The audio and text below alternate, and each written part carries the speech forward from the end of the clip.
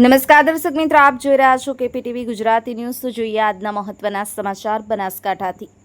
દર વર્ષની જેમ આ વર્ષે પણ ગુજરાત ક્ષત્રિય ઠાકોર સેના પાલનપુર સર્વ સમાજ ભાદરવી પૂનમ સેવા કેમ્પનું સરસ આયોજન કરવામાં આવ્યું છે, જેમાં ચા પાણી, નાસ્તો, ઇડલી સંભાર, આરામનું આયોજન રાખવામાં આવ્યું છે। સંવાદદાતા KP Thakor, KPTV Gujarati news, Banaskantha.